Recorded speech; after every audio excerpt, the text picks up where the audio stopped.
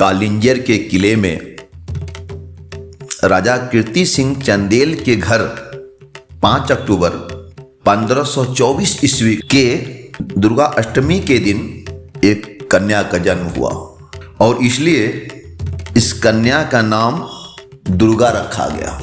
संयोग देखिए कि यह कन्या अपने माँ बाप की इकलौती संतान थी और थी भी साक्षात दुर्गा।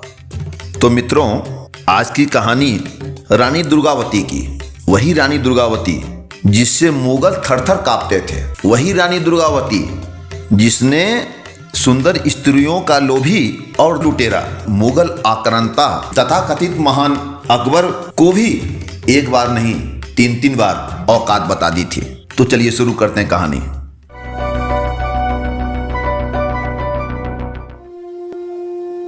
रानी दुर्गावती के विवाह के मात्र 1 वर्ष के भीतर उसके पिता महोबा नरेश की मृत्यु हो गई और जिसके चलते अकबर ने कलिंजर पर अपना कब्जा कर लिया।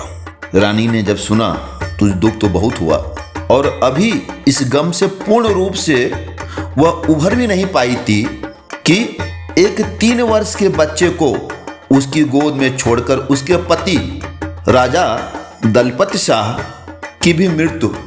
परंतु इस विपदा की घड़ी में वह हिम्मत नहीं हारी और उसने अपने राज्य को बहुत खूबी से चलाया और मात्र 10 साल में उसने अपने राज्य गोड़वाना मतलब आज का जबलपुर को हर तरफ से मजबूत कर दिया। यह देखकर अकबर ने अपने एक सेनापति आसफ खान को रानी दुर्गावती के राज्य पर चढ़ाई करने के लिए भेज दिया। इस लुटेरे को ऐसा लगा होगा कि एक बेवा रानी ज्यादा समय तक नहीं टिक पाएगी, पर युद्ध के मैदान में रानी दुर्गावती को सैनिकों के वेशभूषा में देखकर आसफ खान चकित हो गया। युद्ध भयानक था। रानी की तलवार ने मुगलिया सेना को काट कर रख दिया। बड़ी मुश्किल से जान बचाकर आसफ खान अकबर के पास पहुंचा और इस आसफ खान की हालत देखकर अकबर की भी हालत खराब हो गई थी। अकबर भी घबरा गया था।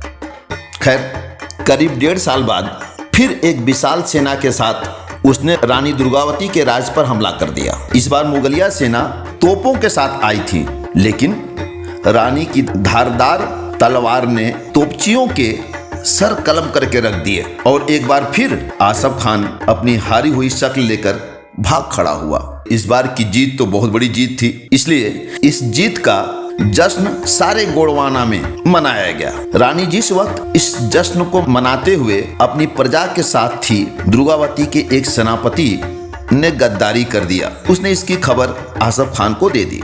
फिर तीसरी बार अकबर की सेना ने फिर से गोड़वाना पर आक्रमण कर दिया, जिसका मुकाबला करने के लिए रानी का 15 वर्षीय पुत्र वीर नारायण एक सेना की टुकड़ी लेकर निकल पड़ा और दूसरी टुकड़ी के साथ रानी दुर्गावती खुद भी निकल पड़ी। इस युद्ध में रानी का पुत्र बहुत बुरी तरह घायल हो गया, जिसे सैनिक एक सुरक्षित स्थान पर ले गए और रानी को संदेश भेजा गया कि उसका पुत्र अब कुछ ही पल का मेहमान है, एक बार उसके दर्शन आके कर लें। पर रानी ने कहा कि मैं अपने पुत्र को देवलोक में ही मिलूंगी, अभी अपनी मातृभूमि का ऋण तो चुका लूं। इतना कहते ही रानी की तलवार में विद्युत सी गति आ गई, जिससे मुगलिया सैनिकों के सर धड़ से पत्तों की तरह गिरने लगे। लेकिन दुर्भाग्य, तभी एक तीर रानी के आंख में आके लग गया और तत्काल दूसरा तीर रानी के गर्दन में।